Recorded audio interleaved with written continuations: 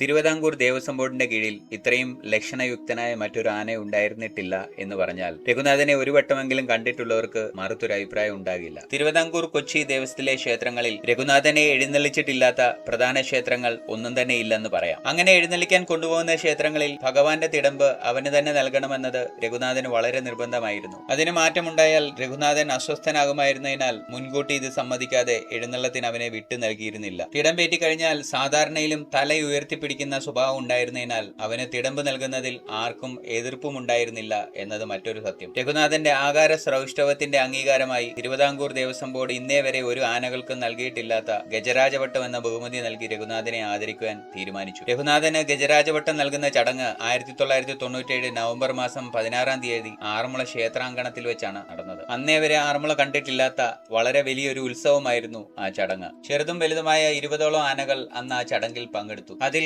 എനിക്ക് അറിവുള്ള പേരുകളിൽ ആറന്മുള മോഹനൻ, ആറന്മുള പാർത്ഥസാരഥി, തിരുവല്ല ജയചന്ദ്രൻ, കരുനാഗപ്പള്ളി മഹാദേവൻ, അമ്പലപ്പുഴ വിജയകൃഷ്ണൻ, മുല്ലയ്ക്കൽ ബാലകൃഷ്ണൻ, ചേർത്തല പ്രമീള, പോപ്സൻ ഉണ്ണികൃഷ്ണൻ, പോപ്സൻ ശേഖരൻ, പോപ്സൻ രാമേന്ദ്രൻ, കോട്ടയ്ക്കൽ ഷൺമുഖൻ, കോട്ടയ്ക്കൽ റാണി എന്നീ ആനകളാണുള്ളത്. ബാക്കിയുള്ള ആനകളുടെ പേരുകൾ അറിയുന്നവർ പങ്കുവയ്ക്കുവാൻ അഭ്യർത്ഥിക്കുന്നു. പണ്ട് ആറന്മുള വലിയ ബാലകൃഷ്ണന് തിരുവിതാംകൂർ മഹാരാജാവ് നൽകിയ സ്വർണ്ണ കുമിളകൾ പതിപ്പിച്ച് തയ്യാറാക്കിയ നെറ്റിപ്പട്ടം പതിറ്റാണ്ടുകൾക്ക് ശേഷം ഗജരാജവട്ടം സ്വീകരിക്കുന്ന വേളയിൽ രഘുനാഥിനെ അണിയിക്കുന്നതിനായി അതിന്റെ തുണിയും മറ്റും പുതിയതാക്കിയെടുത്തു. മൂർത്തിട്ട ഗണപതി ക്ഷേത്രത്തിൽ നിന്നും വൻപിച്ച ഘോഷയാത്രയോടുകൂടിയാണ് രഘുനാഥനെ സ്വീകരിച്ച ആറന്മുള ക്ഷേത്രത്തിലേക്ക് ആനയിച്ചത്. രാവിലെ 10 മണിയോടുകൂടി ആരംഭിച്ച ഘോഷയാത്ര 11 മണിയോടെ ആറന്മുള ക്ഷേത്രത്തിലേക്ക് പ്രവേശിച്ചു. 11:20 ശുഭമുഹൂർത്തത്തിൽ തിരുവിതാംകൂർ ദേവസ്വം ബോർഡ് പ്രസിഡന്റ് ഗജരാജവട്ടം രഘുനാഥന് സമർപ്പിക്കാമെന്നാണ് നിശ്ചയിച്ചിരുന്നതെങ്കിലും പ്രസിഡന്റ് എത്തുവാൻ വളരെ വൈകി. രാവിലെ 9 മണി മുതൽ വെയിലത്ത് നിന്നിരുന്ന ആനകളെല്ലാം ക്ഷീണിതരും അസ്വസ്ഥരുമായിരുന്നു. രഘുനാഥനെ ആനക്കൊട്ടിലിൽ നിർത്തി പൂജകൾ നടത്തേണ്ടിയിരുന്നതിനാൽ നിലവിളക്കിന് മുമ്പിൽ അവനെ ഇരുത്തുന്നതിനായുള്ള പായ നീക്കിയിടുന്നതിനിടയിൽ സംഘാടകരിൽ ഒരാൾ